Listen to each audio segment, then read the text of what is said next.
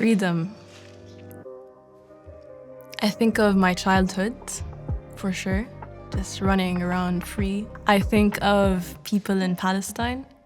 I pray for their freedom every single day.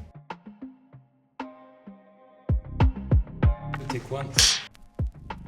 Hi, my name is Zeyne. I'm a Palestinian-Jordanian artist.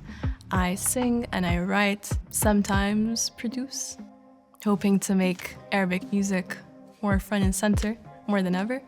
And I'm a dreamer. So Ma Bansak is a very special song. It talks about how moving on is always kind of a mess.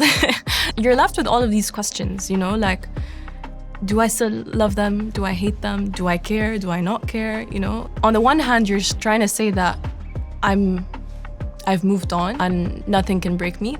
But on the other hand, you also just wrote the super dramatic song about how you moved on. So my absolute favorite line there is in the pre-chorus, where every line has a reply. وأنا لسه متذكر ناسيني قضاء وقدر, which means I still remember who's forgotten me, but it's been written, you know? So we use this qada qadar phrase a lot in Arabic, and it kind of means God has a plan for you. It's kind of empowering because it's khalas. I was just about to talk in Arabic. But khalas yani, it's been done, it's written for you, it's what's meant for you. So it's very sad, but it's very empowering at the same time. I think in this day and age, I think everyone has a responsibility to stay informed, given that we have so much access to information every single day.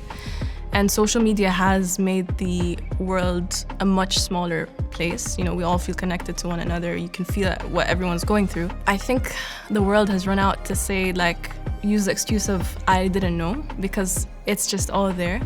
And I think, you know, what's been happening in Gaza, and especially Palestine, in the past few months, and the ongoing occupation, of course, has really shattered so many people, and it's very tragic.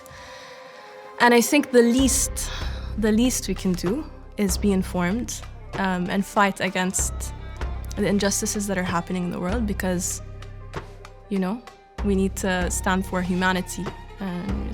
And standing for humanity, standing for Palestine.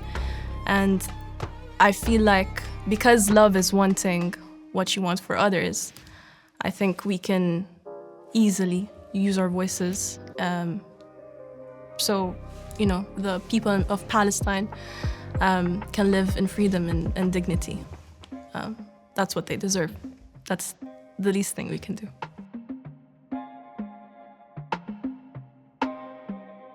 I grew up in Amman, Jordan. I was born and raised there, and I'm also based there. I am Palestinian, my parents are Palestinians, my grandparents are Palestinian.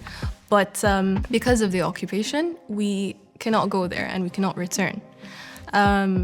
So all we're left with are stories of our homeland. You know, these stories kind of made me grow this longing for my homeland, you know, my hometown. And it just makes me so emotional because it's become a part of who I am. And it's this inherited almost grief.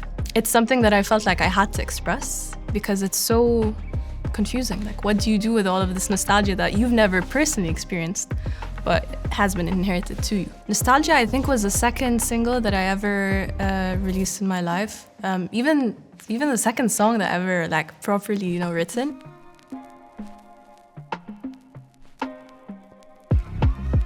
My dad's from Nablus, the city of Nablus in the West Bank, and my mom's from Jaffa.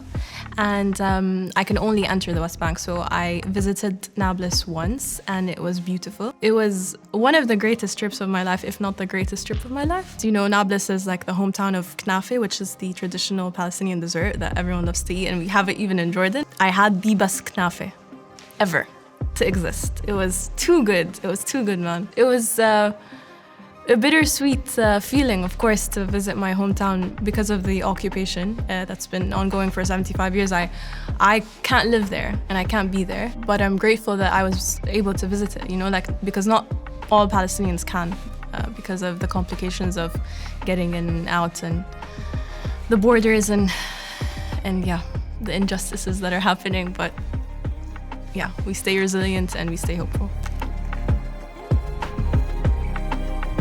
I would say I'm very much inspired by Fayrouz. She is one of the greatest artists. She's done so much for the region. She's shaped music and our culture in a way that not many artists have done before. You know, there are very select artists that have done before. And I think what I love most about Fayrouz is, apart from her voice and her tone and her technical ability, you know, like she's insane, but she has this very specific way of approaching songwriting, which actually her family, the Rahbani brothers, they write and compose a lot for Fayrouz.